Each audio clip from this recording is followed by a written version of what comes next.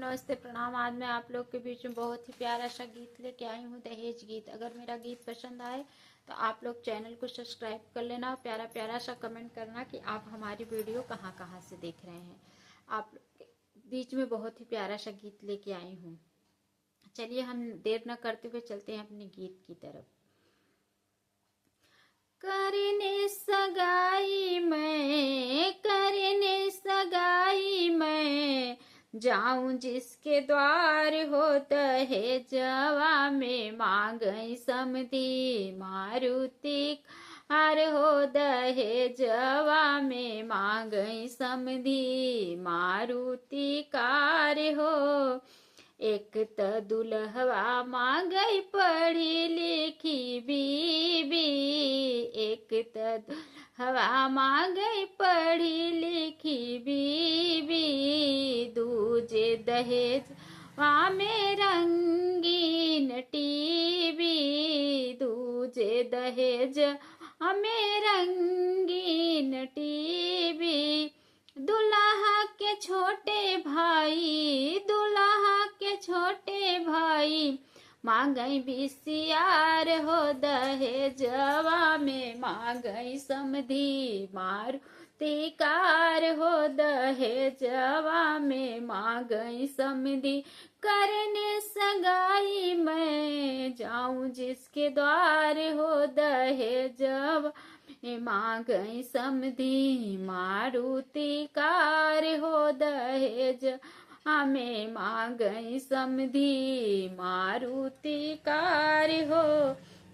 दुल्हा के माई के छाए बाहई नखरा, दुल्हा के माई के छाए बाहई नखरा, 10 न बटुआ चाहिए और खखरा, 10 न बटुआ चाहिए और खखरा, 10 लाख रुपया चाहिए, 10 लाख रुपया चाहिए, 10 चाहे थान थार हो दहेजवा में मांगई समधी मारुति कार हो दहेजवा में मांगई समधी मारुति कार हो।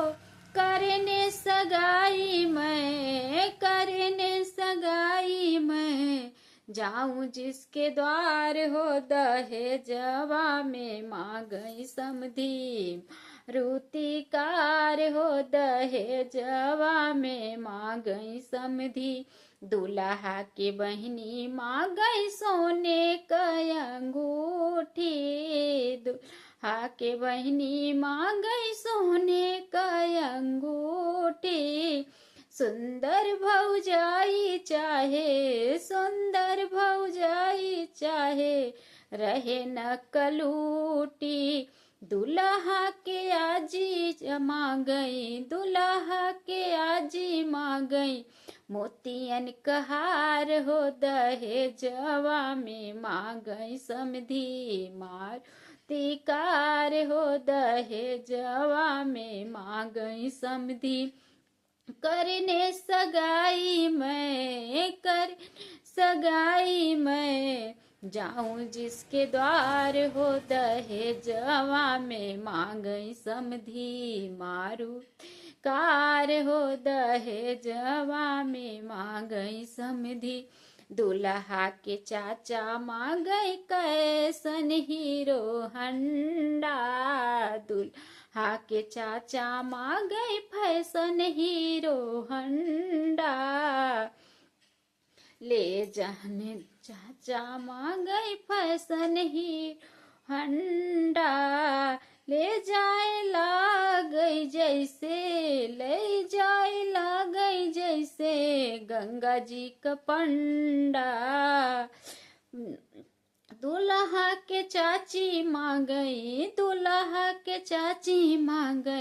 साड़ी तेरे नाम की दहेजवा में मांगई समधी मारुति कार हो दहेजवा में मांगई समधी करने सगाई मैं जाऊं जिसके द्वार हो दहेजवा मांगई समधी मारुति कार हो दहेजवा में मांगई दुल्हा के बाबा मांगई गैया यौ भैंसिया दुल्हा के बाबा गई गैया यौ भैंसिया सुनी के भैया आवै हम जोड़ी सुन भैया आवै हम जोड़ी एक भैंसिया हमरे एक भैंसिया मरे उह होई गई बूढ़ी हो दहेजवा में मांगई समधी मारुति कार हो दहेजवा में मांगई समधी करने सगाई मैं जाऊं जिसके द्वार हो दहेजवा में गई समधी मारुति कार हो दहेजवा में मांगई समधी। अगर गीत पसंद आए तो चैनल को सब्सक्राइब करना, प्यारा प्यारा सा कमेंट करना। आप हमारी वीडियो कहाँ कहाँ से देख रहे हैं।